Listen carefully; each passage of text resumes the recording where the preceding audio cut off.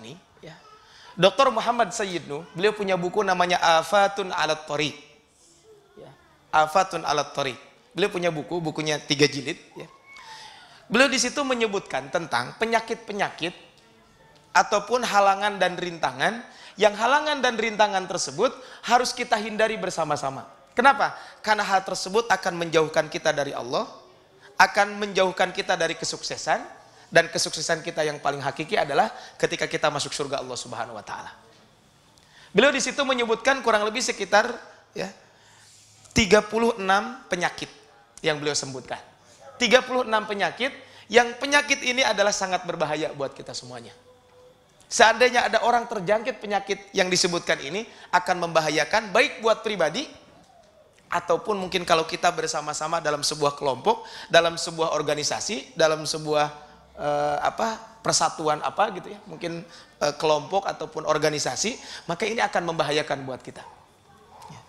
Nah, kata beliau al-afatut tasi'ata wal ishrun, penyakit ke-29. Apa yang beliau sampaikan? Rabdun naqdi wan nasihah, menolak kritik dan nasihat. Ya, tadi sudah kita bahas tentang bagaimana nasihat itu seperti apa. Itu yang disampaikan oleh para ulama tadi. Nah, sekarang pertanyaannya adalah bagaimana sikap syariat ketika berbicara tentang orang yang menolak nasihat tersebut. Ya.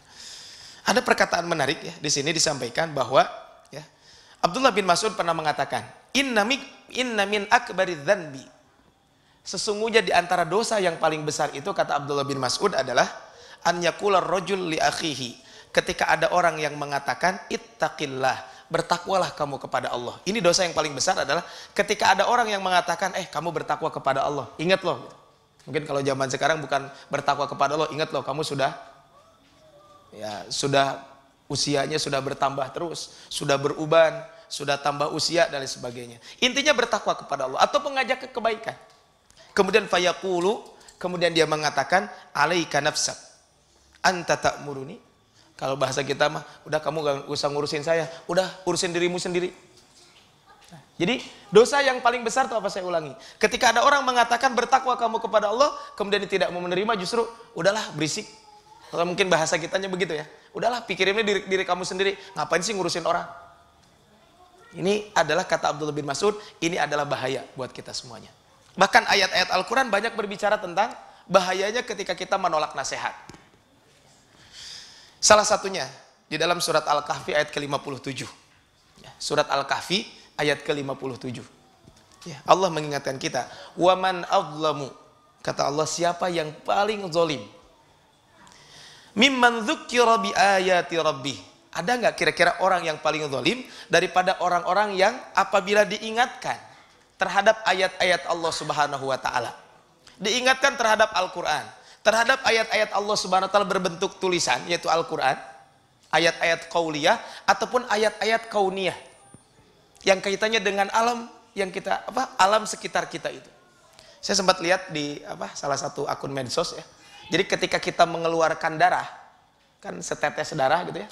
Maka di sini kan banyak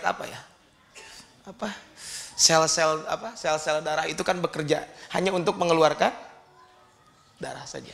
Saya hari Senin 2 pekan yang lalu ya, kan hari Jumat yang ngisi di sini, kemudian hari Senin ngisi di salah satu masjid di kota Bandung. Itu tiba-tiba saya ditelepon oleh kakak saya bahwa posisi di mana, katanya Pak Bibi meninggal dunia. Bibi istrinya paman saya, ya Bibi ya, walaupun saya saudaranya ke suaminya itu. Bibi saya meninggal dunia. Ternyata beliau kena penyakitnya itu adalah tumor di perut yang beratnya sudah 2 kilo. Saya juga bingung kenapa sampai 2 kilo gitu ya. Bahkan beliau sampai tidak bisa kentut katanya. Itu sebelum Ramadan sudah dioperasi. Ya. Kemudian kemarin dirawat di rumah sakit Hasan Sadikin sekitar 1 bulan lebih. Saya sempat tanya ke sepupu saya, anaknya paman saya.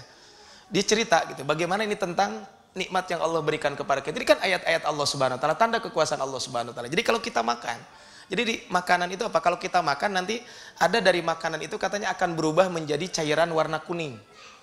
Dan itulah nanti akan menjadi daging, menjadi tenaga, jadi gitu ya buat pertumbuhan kita. Dan almarhumah bibi saya itu, kata sepupu saya itu, kalau makan itu ya keluar lagi. Jadi kalaupun ada yang berbentuk cairan kuning itu, cairan itu tidak diserap oleh tubuh tapi dikeluarkan. Coba bayangkan, kita makan aja seperti itu. Sehingga ada yang jadi kotoran. Dan kotoran itu kalau tidak dikeluarkan gimana? Kan ada yang sampai yang di usus buntu ya. Karena salah satunya pun kotorannya kan numpuk di usus. Kan berapa biayanya? Ini kan tanda-tanda kekuasaan Allah Subhanahu wa Ta'ala. Sampai kentut pun ternyata mahal gitu ya. Ya saya diceritakan oleh paman saya. Jadi bibi saya itu karena nggak bisa kentut, beberapa kali pengobatan alternatif tetap aja nggak bisa kentut gitu. Akhirnya dioperasi dan akhirnya bisa kentut. Tapi bukan berarti juga kentut sembarangan juga gitu kan, walaupun ini nikmat gitu ya. Jadi ketika kentut, ada istrinya habis ngaji gini, begitu ada suaminya kentut di hadapan suaminya. Kenapa kentut sembarangan begitu? Makanya bi, ataupun makanya pak, makanya apalah panggilan kepada suaminya gitu. Ikut ngaji. Kata Ustadz, kentut itu nikmat. Tapi kan bukan gitu-gitu juga gitu ya. Harus dipahami betul kentut itu nikmat. Ya. Ini apa? Kembali kepada ayat ini. Waman adlamu mimman dzukira bi ayati rabbih fa'arada anha. Ketika dibacakan, ketika disebutkan tanda-tanda kekuasaan Allah Subhanahu wa taala, khususnya adalah ayat-ayat qauliyah, maka fa'arada anha, maka dia berpaling dari ayat-ayat tersebut. Kemudian wa nasiya ma qaddamat yadah, bahkan dia melupakan apa yang telah dilakukan oleh kedua tangannya. Apa yang telah dia perbuat lupa. Inna ja'alna ala qulubihim akinnatan ayyafqahu. Maka kata Allah Subhanahu wa taala, sungguh kami menjadikan pada diri orang tersebut di dalam hati-hati mereka tuh ada penutup, sehingga dia sulit untuk memahami ayat-ayat Allah Subhanahu wa taala. Sehingga dia sulit untuk mentadaburi, memahami, bahkan apalagi sampai melaksanakan perintah-perintah Allah Subhanahu wa taala yang kaitannya dengan ayat-ayat qauliyah tersebut. Wa fi adanihim waqra. Kemudian dalam telinga mereka juga ada sumbatan. Walaupun sumbatannya tidak ada sumbatan kelihatan gitu kan. Ini sifatnya adalah tidak kelihatan. Ini kaitannya dengan menolak nasihat. Berikutnya Wa in tad'uhum ilal huda. Ketika mereka itu diajak kepada petunjuk, falayahtadu idzan abada. Maka selama-lamanya mereka tidak akan menerima petunjuk tersebut. Kenapa? Karena mereka menolak dari awal.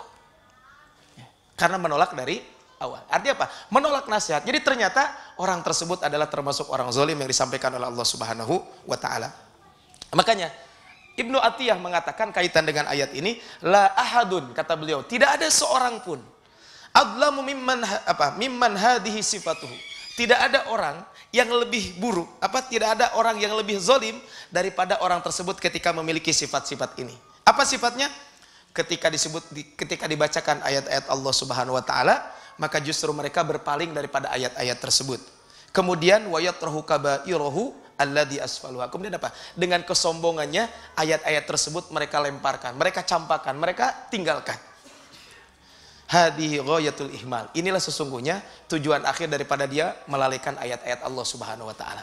Ini adalah berarti dalam kaitan dengan ini mauqifus syari'ul hakim. Jadi bagaimana sikap syariat terhadap orang-orang yang menolak nasihat? Maka orang-orang tersebut sangat dibenci oleh Allah Subhanahu wa taala di dalam Al-Qur'an. Satu ayat. Ayat yang lain, mungkin dua ayat saya akan bacakan. Ayat kedua adalah dalam surat As-Sajdah. Kenapa saya bacakan kedua ayat ini? Kedua surat ini. Karena dua surat ini adalah dua-duanya disunnahkan untuk dibaca setiap hari Jumat. Surat Al-Kahfi kita masing-masing kita membaca surat Al-Kahfi, dan surat As-Sajdah ini disunnahkan dibaca di sholat subuh di hari Jumat. Ya. Di ayat ke-22 surat As-Sajdah disebutkan, waman adlamu mimman dzukira bi ayati rabbih. Ya. Siapa yang lebih zalim? Ayatnya mirip. Daripada orang-orang yang diingatkan dengan ayat-ayat Rabbnya. Summa a'rada anha. Kemudian dia berpaling daripada ayat-ayat tersebut. Inna minal mujrimina muntaqimun. Kata Allah Subhanahu wa taala, sesungguhnya bagi orang-orang yang mujrim tersebut, orang-orang yang tadi tidak mau menerima ayat-ayat Allah Subhanahu wa taala, maka sungguh bagi orang tersebut akan mendapatkan siksa yang sangat pedih. Siksa yang sangat yang sangat menghinakan buat mereka. Jadi ini adalah kita lihat bagaimana bagaimana apa yang mereka lakukan. Mereka melakukan ketika dibacakan ayat-ayat Allah Subhanahu wa taala, berpaling daripada ayat-ayat tersebut. Minimal dua ayat ini saja sudah cukup buat kita semuanya. Dan masih banyak ayat-ayat lain yang berbicara tentang apa? Tentang menolak nasihat itu bagaimana syariat memandang tentang itu. Nah, pertanyaannya adalah, pembahasan kita adalah yang pertama, apa yang menyebabkan orang kok menolak nasihat? Apa yang menyebabkan orang menolak nasihat? Kemudian kerugiannya apa? Dan nanti penutup kita akan bahas obatnya apa. Jadi buku ini menariknya adalah tadi membahas tentang penyakitnya, kemudian sebab penyakit itu apa, kemudian kerugian yang didapatkan apa, dan ujungnya adalah bagaimana supaya kita terhindar dari penyakit ini. Ya. Tapi yang pertama, ya, orang menolak nasihat itu adalah yang pertama adalah al-ijabu bin nafsi balil gurur wat takabbur. Jadi merasa kagum dengan diri sendiri, akhirnya dia tertipu dan ujung-ujungnya sombong. Jadi tahapannya adalah sebelum sombong itu adalah al-ijabu bin nafsi, merasa bangga dengan diri sendiri. Merasa bangga dengan diri sendiri. Biasanya apa? Orang merasa bangga dengan diri sendiri, maka pasti ujung-ujungnya takabur, sombong. Jadi setiap orang sombong pasti dia punya yang dia banggakan. Mungkin nggak orang sombong tidak ada yang dia banggakan?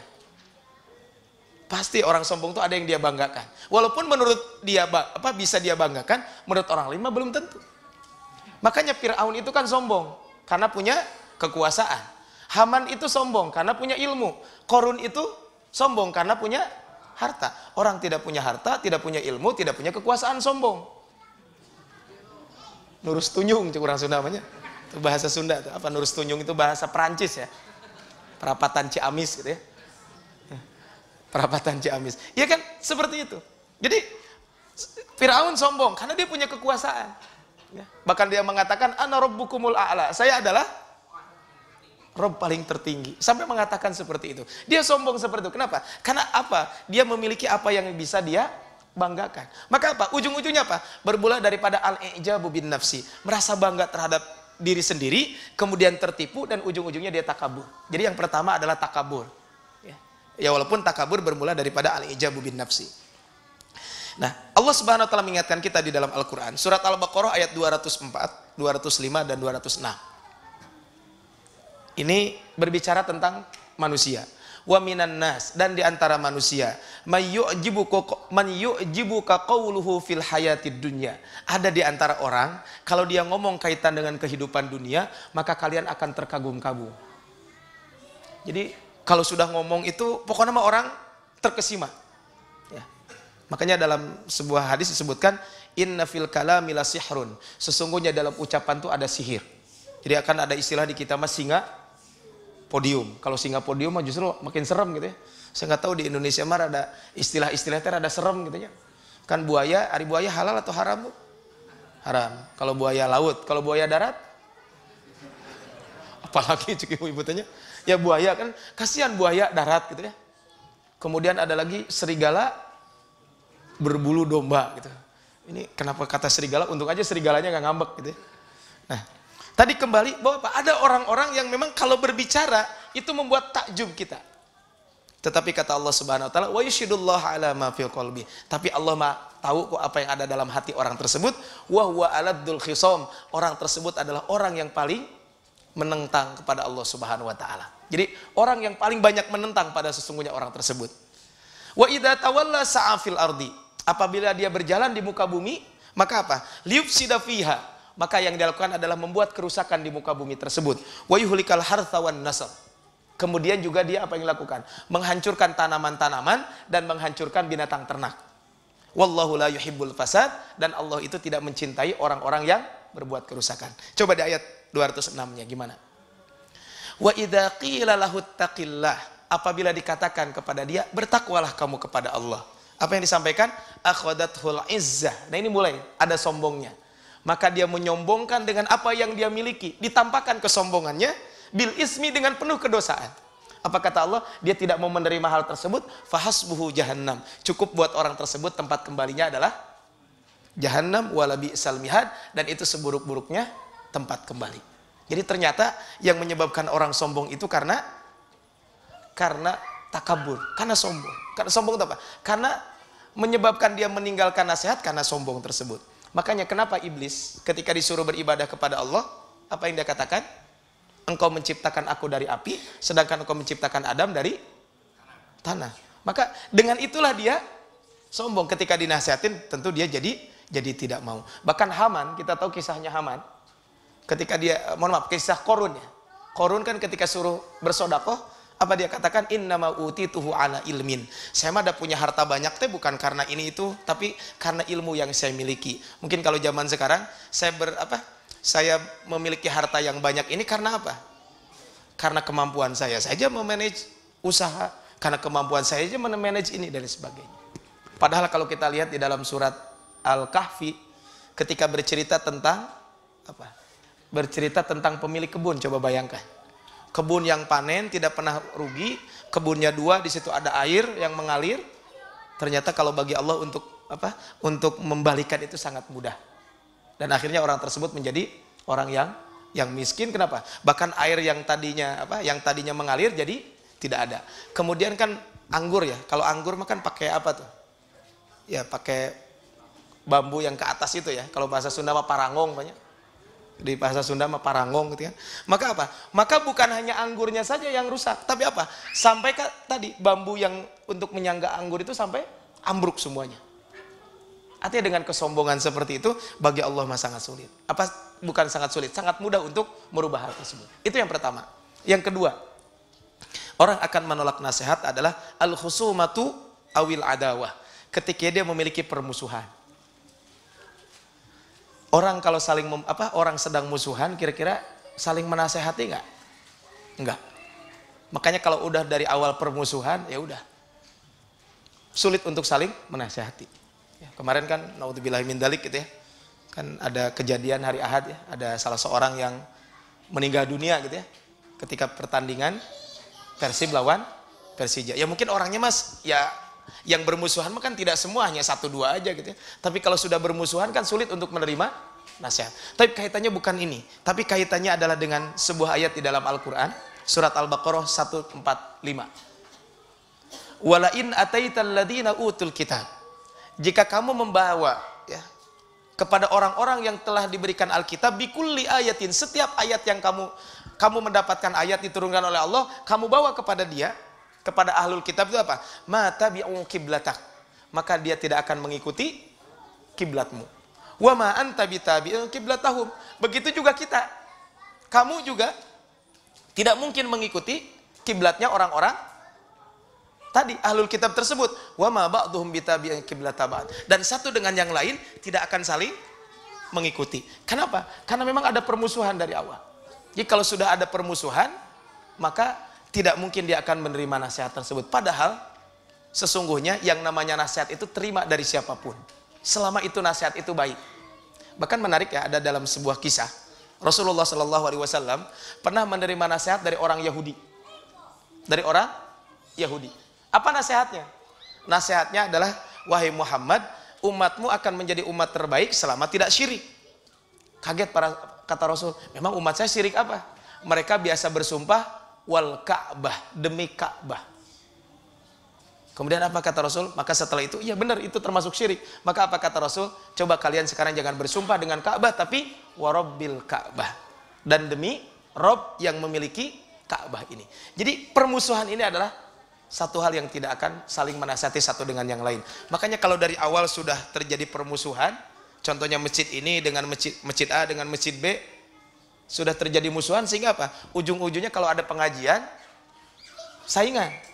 Saingan, ya kalau saingan kebaikan mah bagus. Enggak, contohnya hari ini membahas tentang ini, maka ustadznya menyampaikan ini. Nanti ustadz ini menyampaikan lagi untuk membantah sebelumnya. Terus, dan itu kejadian. Ada di satu masjid, bukan satu masjid, 2 masjid gitu ya. Jadi saling gantian. Yang masjid ini membahas tentang A gitu ya. Wah dibahas. Terus speakernya itu sengaja mungkin Terus yang ini juga sama gitu ya. Ini kan bahaya kalau terjadi permusuhan seperti itu. Akhirnya apa? Yang bingung kan, ini apa yang harus saya ikutin gitu. Karena dari awal sudah saling memusuhi apa? Kira-kira ada kalau kita sedang Kalau kita sedang musuhan sama orang, kira-kira jangankan saling menasehati, bertegur sapa juga. Ya, mungkin kalau di medsos langsung di unfriend gitu ya, ataupun mungkin di blok gitu ya. Ya gimana orang sudah saling memusuhi? Ya. Maka ini yang kedua. Yang ketiga, al-mira awil jadal bil batil. Yang ketiga adalah ketika orang tersebut terjadi debat kusir ataupun debat tapi dengan cara yang batil. Debat yang tidak benar. Ini ada satu ayat di dalam Al-Quran. Ini orang-orang kafir berbicara kepada Nabi Nuh. Padahal yang salah bukan Nabi Nuh, tapi dia yang salah gitu ya, umatnya itu. Dalam surat Nuh ayat dalam surat Hud, mohon maaf. Surat Hud ayat ke-32. Qalu, mereka mengatakan, ya Nuhu, wahai Nabi Nuh, qad jadaltana, kamu telah berbantah-bantahan dengan kami. Fa aksarta jidalana, maka kamu sudah banyak berbantah-bantahan dengan kami. Fa'tina bima ta'iduna in kunta minas shadiqin. Sampai nantang, kalau kamu benar sok, mana siksa itu? Naudzubillahi min dzalik. Jadi ujung-ujungnya kan begitu. Kalau terjadi debat kusir, maka yang terjadi adalah bukan apa? Bukan kebenaran yang dicari, tapi bagaimana saya adalah menjadi orang yang paling benar. Makanya menarik ya, kalau dulu Al-Imam Asy-Syafi'i, kalau beliau sedang munadharah, diskusi, maka apa yang beliau sering disampaikan? Mudah-mudahan kebenaran itu datang dari lawan bicara saya. Dulu ada seorang ulama, dia mengatakan, saya bisa mengalahkan lawan bicara saya dengan 3 hal. Pertama, saya sangat sedih kalau dia salah. Yang kedua, saya sangat senang kalau dia benar.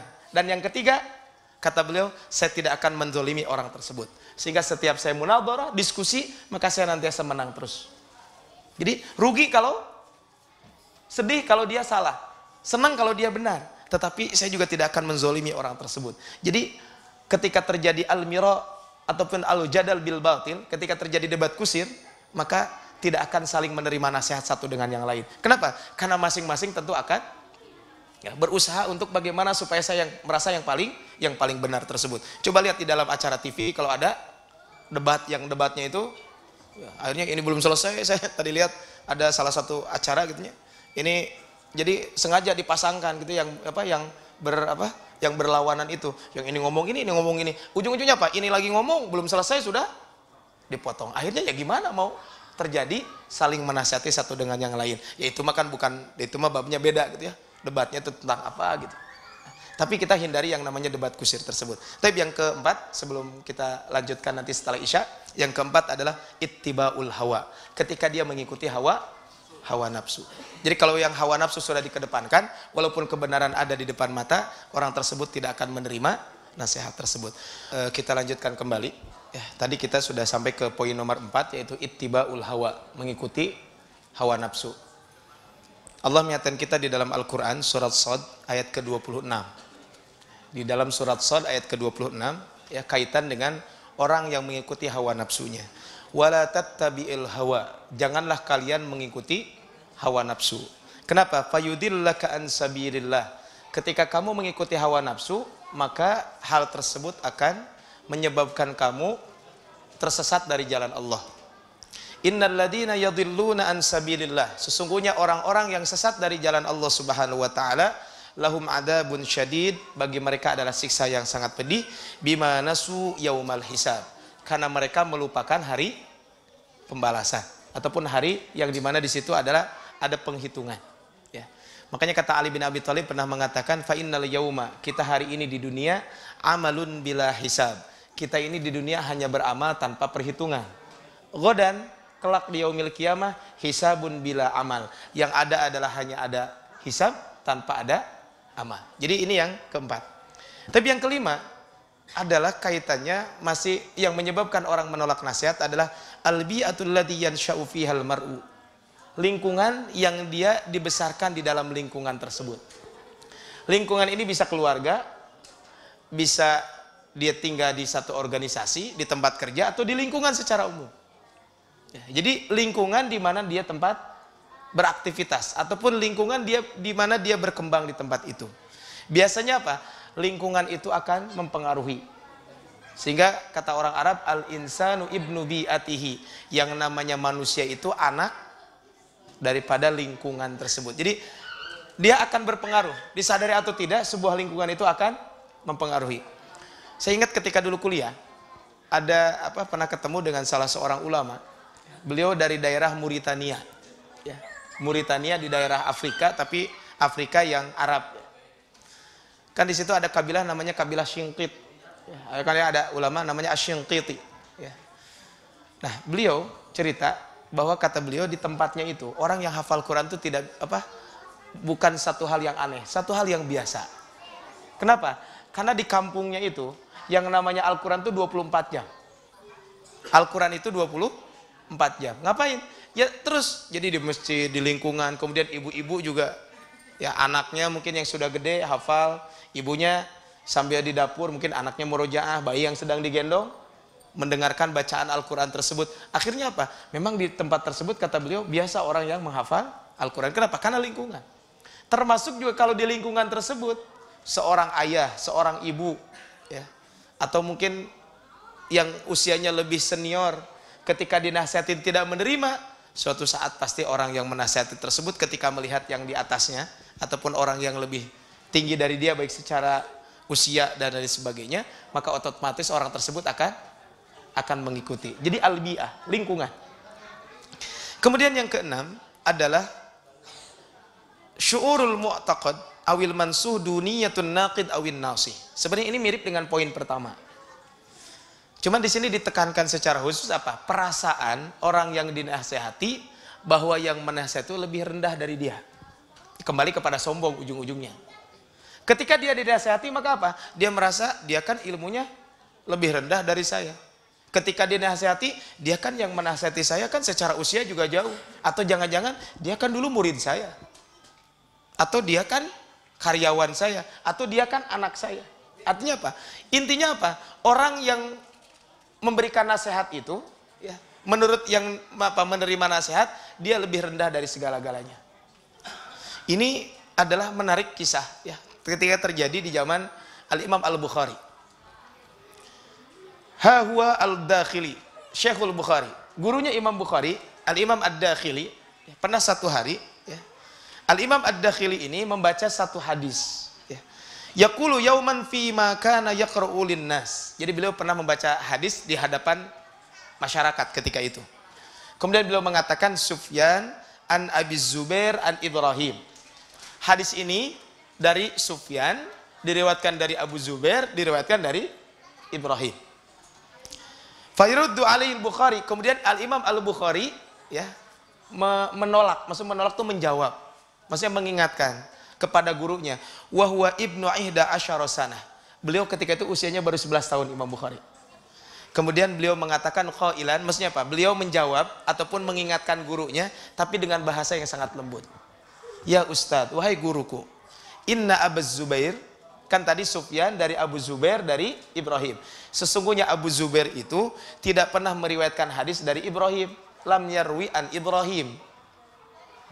Pantaharahu faqala lahul Bukhari. Ya, kemudian orang-orang sekelilingnya langsung, ya mungkin bahasa kitanya, kamu ngapain ngomong seperti itu, nggak sopan, mungkin bahasa kita begitu.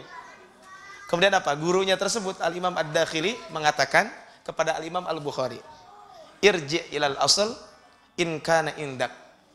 Beliau tidak mengatakan apa yang, karena beliau sendiri juga jangan-jangan apa yang disampaikan oleh muridnya juga salah. Ya saya yang benar, atau jangan-jangan saya yang benar, dia yang salah. Jadi ada dua kemungkinan.